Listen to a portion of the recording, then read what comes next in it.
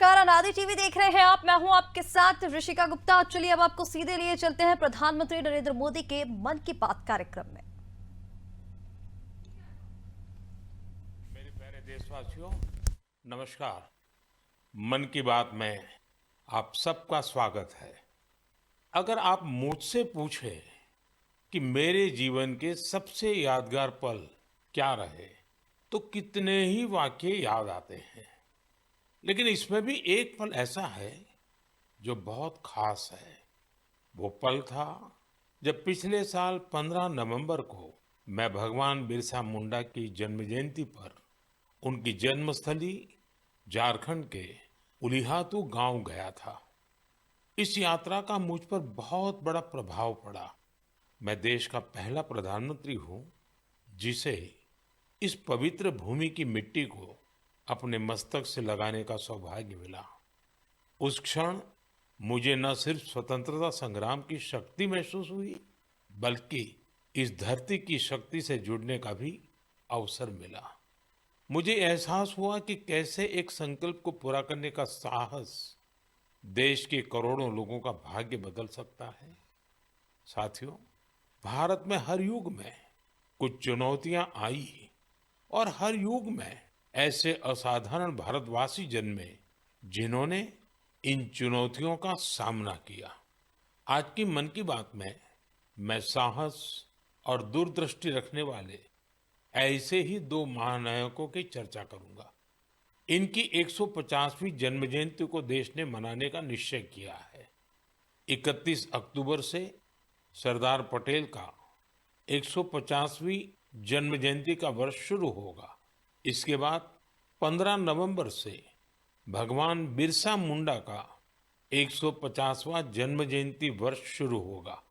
इन दोनों महापुरुष ने अलग अलग चुनौतियां देखी, लेकिन दोनों का विजन एक था, देश की एकता। साथियों, बीते वर्षों में देश ने ऐसे महान नायक नायिकाओं की जन्म जयंतियों को नई ऊर्जा से मनाकर नई पीढ़ी को नई प्रेरणा दी है। आपको याद होगा, जब हमने महात्मा गांधी जी की 150वीं जन्म जयंती मनाई थी तो कितना कुछ खास हुआ था। न्यूयॉर्क के टाइम्स स्क्वायर से अफ्रीका के छोटे से गांव तक विश्व के लोगों ने भारत के सत्य और अहिंसा के संदेश को समझा, उसे फिर से जाना, उसे जिया। नौजवानों से बुजुर्गों तक, भारतीयों से विदेशियों तक, हर किसी ने गांधी जी के उपदेशों को नए संदर्भ में समझा, नई वैश्विक परिस्थितियों में उन्हें जाना। जब हमने स्वामी विवेकानंद जी की 150वीं जन्म जयंती मनाई तो देश के नौजवानों ने भारत की आध्यात्मिक और सांस्कृतिक शक्ति को नई परिभाषाओं में समझा। इन योजनाओं ने हमें ये एहसास दिलाया कि हमारे महापुरुष अतीत में खो नहीं जाते, बल्कि उनका जीवन हमारे वर्तमान को भविष्य का रास्ता दिखाता है। साथियों, सरकार ने भले इन महान विभूतियों की 150वीं जन्म जयंती को राष्ट्रीय स्तर पर मनाने का निर्णय लिया है, लेकिन आपकी सहभागिता ही इस अभियान में प्राण भरेगी, इसे जीवंत बनाएगी। मैं आप सभी से आग्रह करूंगा कि आप इस अभियान का हिस्सा बने। लौह पुरुष सरदार पटेल से जुड़े अपने विचार और कार्य हैशटैग सरदार 150 के साथ साझा करें और धरती आबा बिरसा मुंडा की प्रेरणाओं को हैशटैग बिरसा मुंडा 150 के साथ दुनिया के सामने लाए। आइए एक साथ मिलकर इस उत्सव को भारत की अनेकता में एकता का उत्सव बनाएं, इसे विरासत से विकास का उत्सव बनाएं। मेरे प्यारे देशवासियों, आपको वो दिन याद जरूर होंगे जब छोटा भीम टीवी पर आना शुरू हुआ था। बच्चे तो इसे कभी भूल नहीं सकते। कितना एक्साइटमेंट था छोटा भीम को लेकर। आपको हैरानी होगी कि आज ढोलकपुर का ढोल सिर्फ भारत में ही नहीं, बल्कि दूसरे देश के बच्चों को भी खूब अट्रैक्ट करता है। इसी तरह हमारे दूसरे एनिमेटेड सीरियल्स कृष्णा, हनुमान, मोटू पतलू के चाहने वाले भी दुनिया भर में हैं। भारत के एनिमेशन कैरेक्टर्स, यहाँ की एनिमेशन मूवीज अपने कंटेंट और क्रिएटिविटी की वजह से दुनिया भर में पसंद की जा रही है। आपने देखा होगा कि स्मार्टफोन से लेकर सिनेमा स्क्रीन तक, गेमिंग कंसोल से लेकर वर्चुअल रियलिटी तक, एनिमेशन हर जगह मौजूद है। एनिमेशन की दुनिया में भारत नई क्रांति करने की राह पर है। भारत के गेमिंग स्पेस का भी तेजी से विस्तार हो रहा है। इंडियन गेम्स भी इन दिनों दुनिया भर में पॉपुलर हो रहे हैं। कुछ महीने पहले मैंने भारत के लीडिंग गेमर्स के साथ मुलाकात की थी। तब मुझे इंडियन गेम्स की अमेजिंग क्रिएटिविटी और क्वालिटी को जानने समझने का मौका मिला था। वाकई देश में क्रिएटिव एनर्जी की एक लहर चल रही है। एनिमेशन की दुनिया में मेड इन इंडिया और मेड बाय इंडियंस छाया हुआ है। आपको ये जानकर खुशी होगी कि आज भारत के टैलेंट विदेशी प्रोडक्शन का भी अहम हिस्सा बन रहे हैं। अभी वाली स्पाइडरमैन हो या ट्रांसफॉर्मर्स, इन दोनों मूवीज में हरिनारायण राजीव के कंट्रीब्यूशन को लोगों ने खूब सराहा है। भारत के एनिमेशन स्टूडियो डिज्नी और वार्नर ब्रदर्स जैसी दुनिया के जाने माने प्रोडक्शन कंपनीज के साथ काम कर रहे हैं। साथियों, आज हमारे युवा ओरिजिनल इंडियन कंटेंट, जिसमें हमारी संस्कृति की झलक होती है, वो तैयार कर रहे हैं। इन्हें दुनिया भर में देखा जा रहा है। एनिमेशन सेक्टर आज एक ऐसी इंडस्ट्री का रूप ले चुका है कि जो दूसरी इंडस्ट्रीज को ताकत दे रहा है। जैसे इन दिनों वीआर टूरिज्म बहुत फेमस हो रहा है। आप वर्चुअल टूर के माध्यम से अजंता की गुफाओं को देख सकते हैं, कोणार्क मंदिर के कॉरिडोर में टहल सकते हैं या फिर वाराणसी के घाटों का आनंद ले सकते हैं। ये सभी वीआर एनिमेशन भारत के क्रिएटर्स ने तैयार किए हैं। वीआर के माध्यम से इन जगहों को देखने के बाद कई लोग वास्तविकता में इन पर्यटन स्थलों का दौरा करना चाहते हैं। यानी टूरिस्ट डेस्टिनेशन का वर्चुअल टूर लोगों के मन में जिज्ञासा पैदा करने का माध्यम बन गया है। आज इस सेक्टर में एनिमेटर्स के साथ ही storytellers, writers, voice over experts, musicians, game developers, VR और एआर एक्सपर्ट्स, उनकी भी मांग लगातार बढ़ती जा रही है।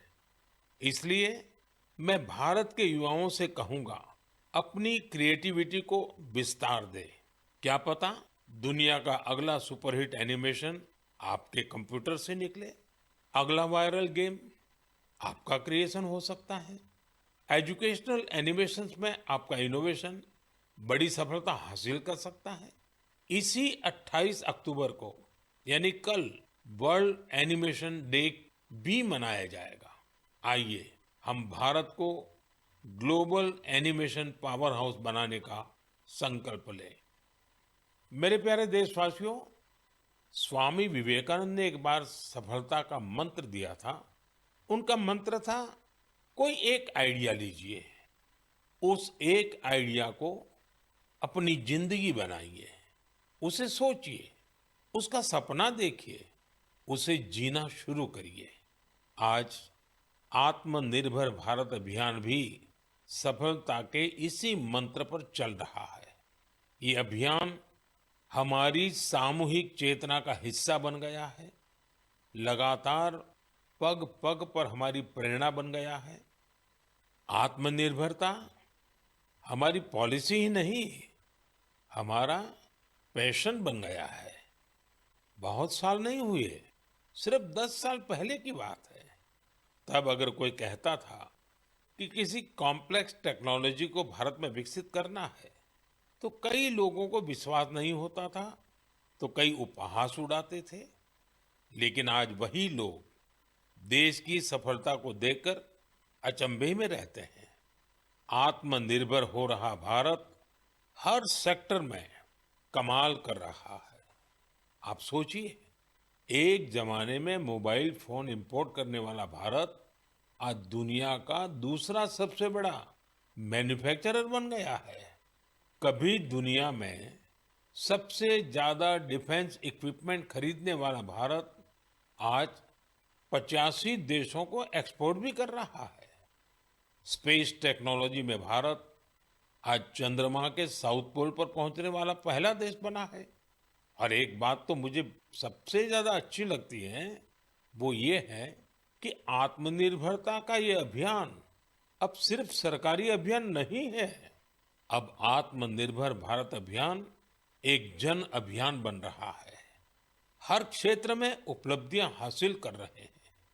जैसे इसी महीने लद्दाख के हानले में हमने एशिया की सबसे बड़ी इमेजिंग टेलीस्कोप मैस का भी उद्घाटन किया है। ये 4,300 मीटर की ऊंचाई पर स्थित है। जानते हैं इसकी भी खास बात क्या है? ये मेड इन इंडिया है। सोचिए, जिस स्थान पर -30 डिग्री की ठंड पड़ती हो, जहां ऑक्सीजन तक का अभाव हो, वहां हमारे वैज्ञानिकों और लोकल इंडस्ट्री ने वो कर दिखाया है जो एशिया के किसी देश ने नहीं किया। हानले का टेलीस्कोप भले ही दूर की दुनिया देख रहा हो, लेकिन ये हमें एक चीज और भी दिखा रहा है, और ये चीज है आत्मनिर्भर भारत का सामर्थ्य। साथियों, मैं चाहता हूं आप भी एक काम जरूर करें। आत्मनिर्भर होते भारत के ज्यादा से ज्यादा उदाहरण, ऐसे प्रयासों को शेयर करिए। आपने अपने पड़ोस में कौन सा नया इनोवेशन देखा? किस लोकल स्टार्टअप ने आपको सबसे ज्यादा इंप्रेस किया? हैशटैग आत्मनिर्भर इनोवेशन के साथ सोशल मीडिया पर ये जानकारियां लिखिए और आत्मनिर्भर भारत का उत्सव मनाइए। त्योहारों के इस मौसम में तो हम सब आत्मनिर्भर भारत के इस अभियान को और मजबूत करते हैं। हम वोकल फॉर लोकल के मंत्र के साथ अपनी खरीदारी करते हैं। ये नया भारत है जहां इम्पॉसिबल सिर्फ एक चैलेंज है, जहां मेक इन इंडिया अब मेक फॉर द वर्ल्ड बन गया है, जहां हर नागरिक इनोवेटर है, जहां हर चैलेंज एक अपॉर्चुनिटी है। हमें न सिर्फ भारत को आत्मनिर्भर बनाना है, बल्कि अपने देश को इनोवेशन के ग्लोबल पावर हाउस के रूप में मजबूत भी करना है। मेरे प्यारे देशवासियों, मैं आपको एक ऑडियो सुनाता हूं। हेलो। सर नमस्ते सर। नमस्ते। सर बोलिए सर। देखिए, ये जो आपने एफआईआर नंबर मुझे सेंड किया है, इस नंबर के खिलाफ 17 कंप्लेंट हमारे पास। आप ये नंबर यूज कर रहे हैं? मैंने नहीं यूज करता हूँ सर। अभी कहाँ से बात कर रहे हो? सर कर्नाटक सर, वो मैं घर में हूँ सर। ओके, इसके लिए आप अपनी स्टेट में रिकॉर्ड करवाइए ताकि ये नंबर ब्लॉक कर दिया जाए, फ्यूचर में आपको कोई प्रॉब्लम ना हो। Okay, yes sir. अभी मैं आपको कनेक्ट कर रहा हूँ, ये आपका इन्वेस्टिगेशन ऑफिसर है। आप अपनी स्टेट में रिकॉर्ड करवाइए ताकि ये नंबर ब्लॉक कर दिया जाए। Okay, yes sir, yes sir, yes sir. अब बताइएगा मैं किसके साथ बात कर रहा हूँ। अपना आधार कार्ड मुझे शो कीजिएगा वेरीफाई करने के लिए, बताइएगा। सर मेरे पास अभी नहीं है sir Aadhaar card sir, please sir. Phone आपके फोन में है? नहीं सर। फोन में आधार कार्ड की पिक्चर नहीं है आपके पास? नहीं सर। नंबर याद है आपको? सर नहीं है सर, नंबर भी याद नहीं है सर। हमने सिर्फ वेरीफाई करना है। ओके, वेरीफाई करने के लिए नहीं सर। आप डरिए ना, डरिए ना। अगर आपने कुछ नहीं किया तो आप डरिए ना। हाँ सर, हाँ सर। अगर आपके पास आधार कार्ड है तो मुझे दिखा दीजिए वेरीफाई करने के नहीं सर, नहीं सर, मैं गांव को आया था सर, घर में है सर। Okay, coming. जय हिंद। इस व्यक्ति के वन साइड वीडियो का रिकॉर्ड करो as per the protocol. Okay, ये ऑडियो सिर्फ जानकारी के लिए नहीं, ये कोई मनोरंजन वाला ऑडियो नहीं है। एक गहरी चिंता को लेकर के ऑडियो आया है। आपने अभी जो बातचीत सुनी, वो डिजिटल अरेस्ट के फरेब की है। ये बातचीत एक पीड़ित और फ्रॉड करने वाले के बीच हुई है। डिजिटल अरेस्ट के फ्रॉड में फोन करने वाले कभी पुलिस, कभी सीबीआई, कभी नारकोटिक्स, कभी आरबीआई, ऐसे भांति भांति के लेबल लगाकर बनावटी अधिकारी बनकर बात करते हैं और बड़े कॉन्फिडेंस के साथ करते हैं। मुझे मन की बात के बहुत से श्रोताओं ने कहा कि इसकी चर्चा जरूर करनी चाहिए। आइए मैं आपको बताता हूं ये फ्रॉड करने वाली गैंग काम कैसे करती है, ये खतरनाक खेल क्या है। आपको भी समझना बहुत जरूरी है, औरों को भी समझाना उतना ही आवश्यक है। पहला दाव आपकी व्यक्तिगत जानकारी, वो सब जुटा करके रखते हैं। आप पिछले महीने गोवा गए थे, है ना? आपकी बेटी दिल्ली में पढ़ती है ना? वे आपके बारे में इतनी जानकारी जुटा कर रखते हैं कि आप दंग रह जाएंगे। दूसरा दाव, भय का माहौल पैदा करो। वर्दी, सरकारी दफ्तर का सेटअप, कानूनी धाराएं, वो आपको इतना डरा देंगे फोन पर बातों बातों में आप सोच भी नहीं पाएंगे। और फिर उनका तीसरा दाव शुरू होता है। तीसरा दाव, समय का दबाव। अभी फैसला करना होगा वरना आपको गिरफ्तार करना पड़ेगा। ये लोग पीड़ित पर इतना मनोवैज्ञानिक दबाव बना देते हैं कि वो सहम जाता है। डिजिटल अरेस्ट के शिकार होने वालों में हर वर्ग, हर उम्र के लोग हैं। लोगों ने डर की वजह से अपनी मेहनत से कमाए हुए लाखों रुपए गंवा दिए हैं। कभी भी आपको इस तरह का कोई कॉल आए तो आपको डरना नहीं है। आपको पता होना चाहिए कोई भी जांच एजेंसी फोन कॉल या वीडियो कॉल पर इस तरह पूछताछ कभी भी नहीं करती। मैं आपको डिजिटल सुरक्षा के 3 चरण बताता हूं। ये 3 चरण है: रुको, सोचो, एक्शन लो। कॉल आते ही रुको, घबराए नहीं, शांत रहे, जल्दबाजी में कोई कदम न उठाएं, किसी को अपनी व्यक्तिगत जानकारी न दें। संभव हो तो स्क्रीनशॉट लें और रिकॉर्डिंग जरूर करें। इसके बाद आता है दूसरा चरण। पहला चरण था रुको, दूसरा चरण है सोचो। कोई भी सरकारी एजेंसी फोन पर ऐसे धमकी नहीं देती, न ही वीडियो कॉल पर पूछताछ करती है, न ही ऐसे पैसा की मांग करती है। अगर डर लगे तो समझिए कुछ गड़बड़ है। और पहला चरण, दूसरा चरण और अब मैं कहता हूं तीसरा चरण। पहले चरण में मैंने कहा रुको, दूसरे चरण में मैंने कहा सोचो और तीसरा चरण कहता हूं एक्शन लो। राष्ट्रीय साइबर हेल्पलाइन 1930 डायल करें। cybercrime.gov.in पर रिपोर्ट करें। परिवार और पुलिस को सूचित करें। सबूत सुरक्षित रखें। रुको, बाद में सोचो और फिर एक्शन लो। ये 3 चरण आपकी डिजिटल सुरक्षा का रक्षक बनेंगे। साथियों, मैं फिर कहूंगा, डिजिटल अरेस्ट जैसी कोई व्यवस्था कानून में नहीं है। ये सिर्फ फ्रॉड है, फरेब है, झूठ है, बदमाशों का गिरोह है। और जो लोग ऐसा कर रहे हैं वो समाज के दुश्मन है।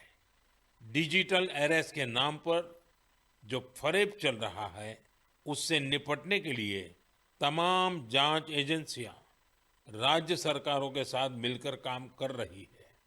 इन एजेंसियों में तालमेल बनाने के लिए नेशनल साइबर कोऑर्डिनेशन सेंटर की स्थापना की गई है। एजेंसियों की तरफ से ऐसे फ्रॉड करने वाली हजारों वीडियो कॉलिंग आईडी को ब्लॉक किया गया है। लाखों सिम कार्ड, मोबाइल फोन और बैंक अकाउंट्स को भी ब्लॉक किया गया है। एजेंसियां अपना काम कर रही है, लेकिन डिजिटल अरेस्ट के नाम पर हो रहे स्कैम से बचने के लिए बहुत जरूरी है हर किसी की जागरूकता, हर नागरिक की जागरूकता। जो लोग भी इस तरह के साइबर फ्रॉड का शिकार होते हैं, उन्हें ज्यादा से ज्यादा लोगों को इसके बारे में बताना चाहिए। आप जागरूकता के लिए हैशटैग सेफ डिजिटल इंडिया का प्रयोग कर सकते हैं। मैं स्कूलों और कॉलेजों को भी कहूंगा कि साइबर स्कैम के खिलाफ मुहिम में छात्रों को भी जोड़े। समाज में सबके प्रयासों से ही हम इस चुनौती का मुकाबला कर सकते हैं। मेरे प्यारे देशवासियों, हमारे बहुत सारे स्कूली बच्चे कैलीग्राफी यानी सुलेख में काफी दिलचस्पी रखते हैं। इसके जरिए हमारी लिखावट साफ, सुंदर और आकर्षक बनी रहती है। आज जम्मू कश्मीर में इसका उपयोग लोकल कल्चर को लोकप्रिय बनाने के लिए किया जा रहा है। यहाँ के अनंतनाग की फिरदौसा बशीर जी, उनको कैलीग्राफी में महारत हासिल है। इसके जरिए वे स्थानीय संस्कृति के कई पहलुओं को सामने ला रही है। फिरदौसा जी की कैलीग्राफी ने स्थानीय लोगों, विशेषकर युवाओं को अपनी ओर आकर्षित किया है। ऐसा ही एक प्रयास उधमपुर के गोरीनाथ जी भी कर रहे हैं। एक सदी से भी अधिक पुरानी सारंगी के जरिए वे डोगरा संस्कृति और विरासत के विभिन्न रूपों को सहेजने में जुटे हैं। सारंगी की धुनों के साथ वे अपनी संस्कृति से जुड़ी प्राचीन कहानियां और ऐतिहासिक घटनाओं को दिलचस्प तरीके से बताते हैं। देश के अलग अलग हिस्सों में भी आपको ऐसे कई असाधारण लोग मिल जाएंगे जो सांस्कृतिक विरासत के संरक्षण के लिए आगे आए हैं। डी वैकुंठम करीब 50 साल से चेरियाल फोक आर्ट को लोकप्रिय बनाने में जुटे हैं। तेलंगाना से जुड़ी इस कला को आगे बढ़ाने का उनका यह प्रयास अद्भुत है। चेरियाल पेंटिंग्स को तैयार करने की प्रक्रिया बहुत ही यूनिक है। यह एक स्क्रोल के स्वरूप में कहानियों को सामने लाती है। इसमें हमारी हिस्ट्री और माइथोलॉजी की पूरी झलक मिलती है। छत्तीसगढ़ में नारायणपुर के बुटलू राम माथरा जी अबुझ माड़िया जनजाति की लोक कला को संरक्षित करने में जुटे हुए हैं। पिछले 4 दशकों से वे अपने इस मिशन में लगे हुए हैं। उनकी ये कला बेटी बचाओ, बेटी पढ़ाओ और स्वच्छ भारत जैसे अभियान से लोगों को जोड़ने में भी बहुत कारगर रही है। साथियों, अभी हम बात कर रहे थे कैसे कश्मीर की वादियों से लेकर छत्तीसगढ़ के जंगलों तक हमारी कला और संस्कृति नए नए रंग बिखेर रही है। लेकिन यह बात यही खत्म नहीं होती। हमारी इन कलाओं की खुशबू दूर दूर तक फैल रही है। दुनिया के अलग अलग देशों में लोग भारतीय कला और संस्कृति से मंत्र मुग्ध हो रहे हैं। जब मैं आपको उधमपुर में गूंजती सारंगी की बात बता रहा था, तब मुझे याद आया कि कैसे हजारों मील दूर रूस के शहर याकुत्स्क में भी भारतीय कला की मधुर धुन गूंज रही है। कल्पना कीजिए, सर्दी का एक आध दिन, -65 डिग्री तापमान, चारों तरफ बर्फ की सफेद चादर और वहां एक थिएटर में दर्शक मंत्र मुग्ध होकर देख रहे हैं कालिदास की अभिज्ञान शाकुंतलम। क्या आप सोच सकते हैं, दुनिया के सबसे ठंडे शहर याकुत्स्क में भारतीय साहित्य की गर्मजोशी? ये कल्पना नहीं, सच है। हम सबको गर्व और आनंद से भर देने वाला सच। साथियों, कुछ हफ्ते पहले मैं लाओस भी गया था। वो नवरात्रि का समय था और वहां मैंने कुछ अद्भुत देखा। स्थानीय कलाकार फलक फलम प्रस्तुत कर रहे थे, लाओस की रामायण।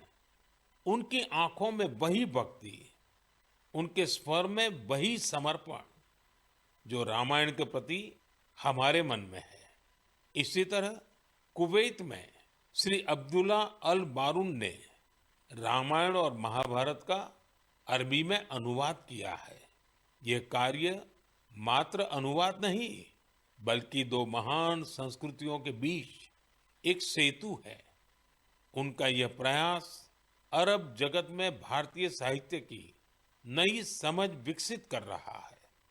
पेरू से एक और प्रेरक उदाहरण है एर्लिंदा गार्सिया।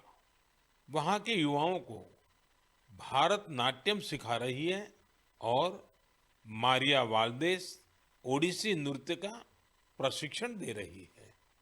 इन कलाओं से प्रभावित होकर दक्षिण अमेरिका के कई देशों में भारतीय शास्त्रीय नृत्य की धूम मची हुई है। साथियों, विदेशी धरती पर भारत के ये उदाहरण दर्शाते हैं कि भारतीय संस्कृति की शक्ति कितनी अद्भुत है। ये लगातार विश्व को अपनी ओर आकर्षित कर रही है। जहां जहां कला है, वहां वहां भारत है।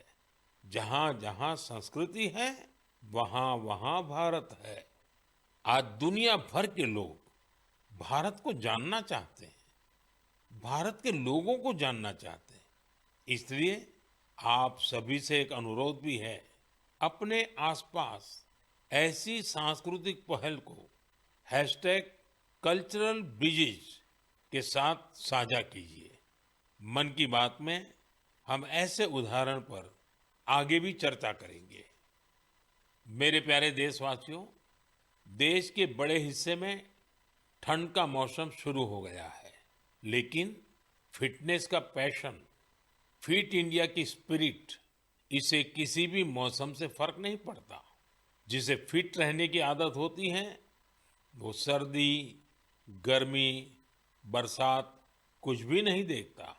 मुझे खुशी है कि भारत में अब लोग फिटनेस को लेकर बहुत ज्यादा जागरूक हो रहे हैं। आप भी देख रहे होंगे कि आपके आसपास के पार्कों में लोगों की संख्या बढ़ रही है। पार्क में टहलते बुजुर्गों, नौजवानों और योग करते परिवारों को देखकर मुझे अच्छा लगता है। मुझे याद है जब मैं योग दिवस पर श्रीनगर में था, बारिश के बावजूद भी कितने ही लोग योग के लिए जुटे थे। अभी कुछ दिन पहले श्रीनगर में जो मैराथन हुई, उसमें भी मुझे फिट रहने का यही उत्साह दिखाई दिया। फिट इंडिया की ये भावना अब एक मास मूवमेंट बन रही है। साथियों, मुझे ये देखकर भी अच्छा लगता है कि हमारे स्कूल्स बच्चों की फिटनेस पर अब और ज्यादा ध्यान दे रहे हैं। फिट इंडिया स्कूल अवर्स भी एक अनोखी पहल है। स्कूल्स अपने फर्स्ट पीरियड का इस्तेमाल अलग अलग फिटनेस एक्टिविटीज के लिए कर रहे हैं। कितने ही स्कूलों में किसी दिन बच्चों को योग करवाया जाता है, कभी किसी दिन एरोबिक्स के सेशन होते हैं, तो एक दिन स्पोर्ट्स स्किल पर काम किया जाता है। किसी दिन खो खो और कबड्डी जैसे पारंपरिक खेल खिलाए जा रहे हैं और इसका असर भी बहुत शानदार है। अटेंडेंस अच्छी हो रही है, बच्चों का कंसंट्रेशन बढ़ रहा है और बच्चों को मजा भी आ रहा है। साथियों, मैं वेलनेस की ये ऊर्जा हर जगह देख रहा हूँ। मन की बात के भी बहुत से श्रोताओं ने मुझे अपने अनुभव भेजे हैं। कुछ लोग तो बहुत ही रोचक प्रयोग कर रहे हैं। जैसे एक उदाहरण है फैमिली फिटनेस आवर का, यानी एक परिवार हर वीकेंड 1 घंटा फैमिली फिटनेस एक्टिविटी के लिए दे रहा है। एक और उदाहरण इंडिजीनियस गेम्स रिवाइवल का है, यानी कुछ परिवार अपने बच्चों को ट्रेडिशनल गेम सिखा रहे हैं, खिला रहे हैं। आप भी अपनी फिटनेस रूटीन के एक्सपीरियंस #फिट इंडिया के नाम सोशल मीडिया पर जरूर शेयर कीजिए। मैं देश के लोगों को एक जरूरी जानकारी भी देना चाहता हूँ। इस बार 31 अक्टूबर को सरदार पटेल जी की जयंती के दिन ही दीपावली का पर्व भी है। हम हर साल 31 अक्टूबर को राष्ट्रीय एकता दिवस पर रन फॉर यूनिटी का आयोजन करते हैं। दीपावली की वजह से इस बार 29 अक्टूबर यानी मंगलवार को रन फॉर यूनिटी का आयोजन किया जाएगा।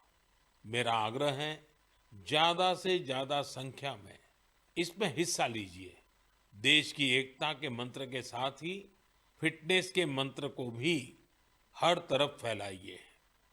मेरे प्यारे देशवासियों, मन की बात में इस बार इतना ही। आप अपने फीडबैक जरूर भेजते रहें। ये त्योहारों का समय है। मन की बात के श्रोताओं को धनतेरस, दिवाली, छठ पूजा, गुरु नानक जयंती और सभी पर्वों की बहुत बहुत शुभकामनाएं। आप सभी पूरे उत्साह के साथ त्योहार मनाएं। वोकल फॉर लोकल का मंत्र याद रखें। कोशिश करें कि त्योहारों के दौरान आपके घर में स्थानीय दुकानदारों से खरीदा गया सामान जरूर आए। एक बार फिर आप सभी को आने वाले पर्वों की बहुत बहुत बधाई। धन्यवाद।